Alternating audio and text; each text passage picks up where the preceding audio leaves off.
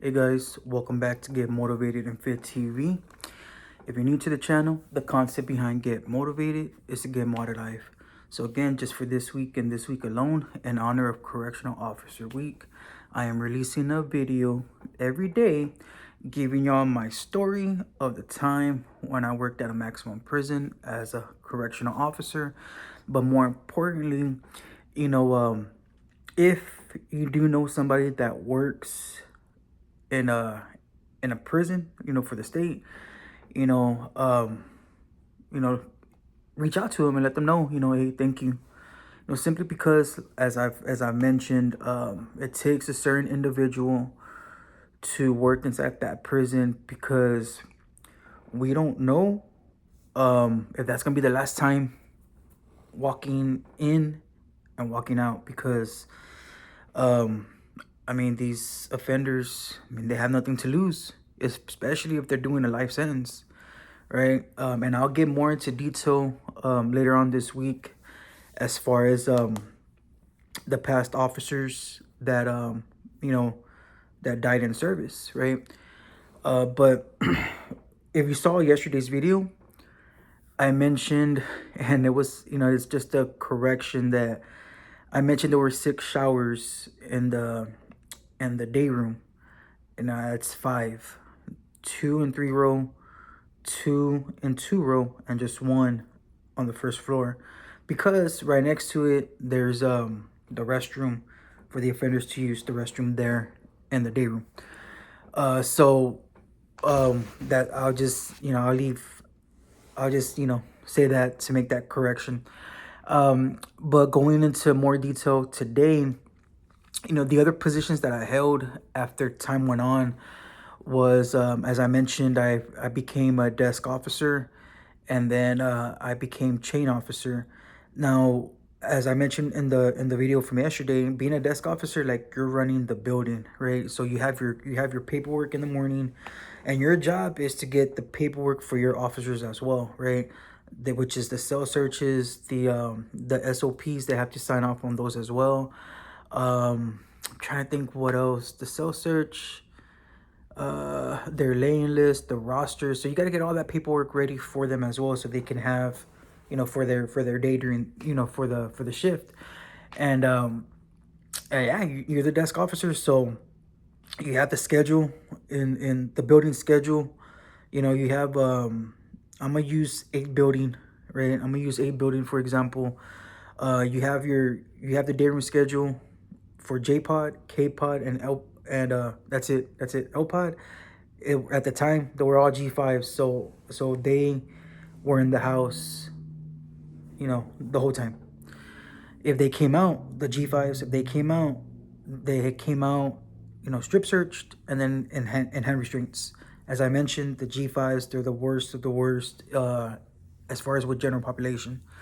So the G4s, we did have some G4s in J pod and K pod, but like, as I mentioned, we would have in the desk. I would have to schedule, so I would call the picket officer, like, hey, go ahead and tell your rover to drop for day room.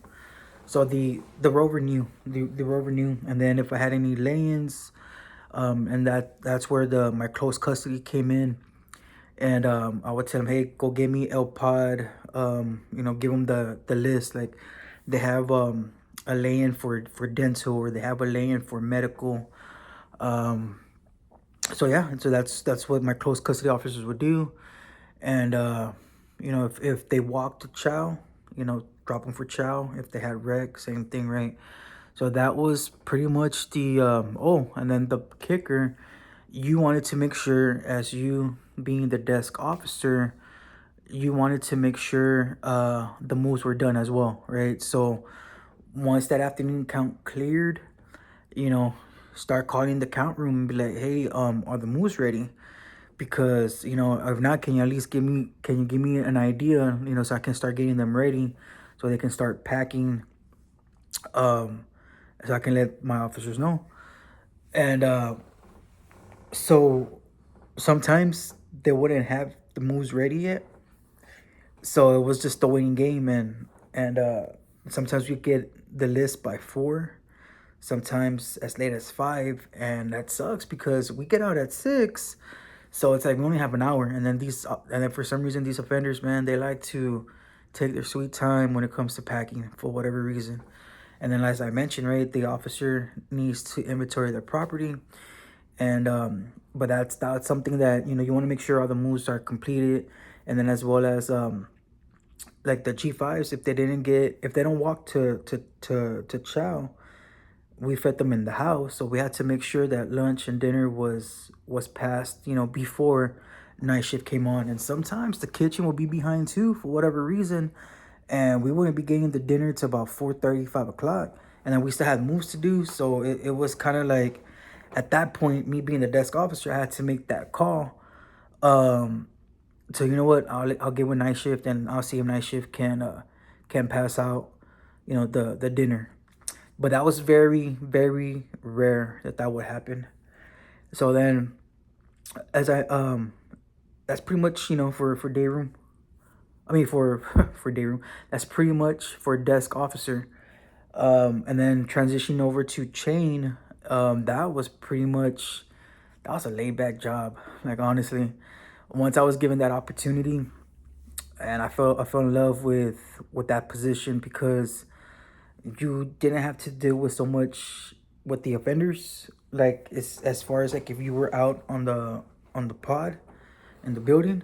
This one, for the most part, once I took over, incoming chain would already be getting in like at 4 or 5 o'clock in the morning. So we didn't take over till 6. And so night shift would take the incoming chain and get the ones going out on outgoing, get them, squared away. So when I took over, I just got the paperwork, and I had to ID the offenders, make sure they were, make sure I got the right offenders, right? And then as far as the ones that were leaving, they were already on the bus, and they would let me know, especially the ones, the officers that were on the bus, they let me know, like, hey, you know what, we're taking 3 with us, but in total we have this many offenders. Because at that point, once the bus was getting ready to head out, I had to let A Tower know that the Bluebird is en route, and then, like, for example, there's 686 on board, plus 385. I think it has been too long. So I think it's 86, 95. I don't know. I forgot the code for the officers and then for the offenders. But I would have to let A Tower know, so that way when they get out to B Tower, checks them, and then on the way out to out the front gate, right? So my incoming chain, I had to make sure, like, hey, get them the breakfast, and then and I would just have to call the kitchen, and they'll give me some Johnnies, right? And basically I would have to, one by one, depending how many incoming chain I got, I would take them one by one, strip them out, of course, and then go through their property, and then re-inventory the property. Because yeah, they had a property sheet from whatever unit they were coming from, but I mean, for our unit, we had to have one on file as well. So I had to re-inventory their property, and then I would have to separate them by their classification level. If there were G5s, put them on one side, G4s and G3s on another. And basically, they were just wait there all day until we had housing for them. And once the housing was available later on the afternoon, then I would take them out to their buildings, escort them, and get them housed in, and that's pretty much it. I was pretty much like an extra. I mean, I would go to A turnout, relieve A turnout, so he can go on break, on his 30-minute break, and then if anything popped off, I mean, I would have to respond, and then depending if there were short staff as far as with the officers, I would also be that extra officer to relieve a building so they can go, on break. If not, sometimes, we would have to eat there in the building, right? Because we were so short staffed. But that's pretty much. Oh, and then of course on Fridays I would have to get with the wardens to find out if we were gonna be doing UCC, and I would have to call them like first thing in the morning, like right around count time, just so I can have them ready to go. Because again, right, like I want to make sure all the lay-ins that are coming for UCC, I want to make sure that they're ready. That way the warden's not waiting, right? Because I mean, yeah, at that point it's like I'm dealing with the big dogs, right? So and for the most part it'll be somebody from classification, the warden, and sometimes the major would be there too. And basically I would escort them one at a time inside, and the warden would look at the offender's file and would determine, right, based on their behavior, determine whether or not they would stay the same classification, promote, or demote. I mean, it all depends. But that was something that I remember. I was told when I first did chain that, like, you want to make sure that you call first thing in the morning and, like, hey, are we running UCC? That way, if they are, okay, what time? That way I can get my offenders, in the chain cage waiting for UCC, instead of like waiting till the warden gets here and I have no offenders, and there I am calling all the buildings and like, hey, send your UCC now, send them like now, So, um, so yeah, that's pretty much. And then of course, right, if you ever become a rec officer, your job is just to keep an eye on the rec field on both sides. And if shit pops off at that point, administer the chemical agents. But for the most part, I mean, you're just up there, keeping an eye on things if you're a rec officer. A turnout, I did that maybe once or twice, and you're in charge of the workers. As far as like maintenance, the field, and you have a count sheet. You just gotta, keep track of who's going out back the 8 turnout door, who's going out, who's going in. That's pretty much it. As far as 8 turnout, trying to think if there's any other positions. Nah, that's pretty much it as far as for general population. So yeah, I think that'll be it for this video.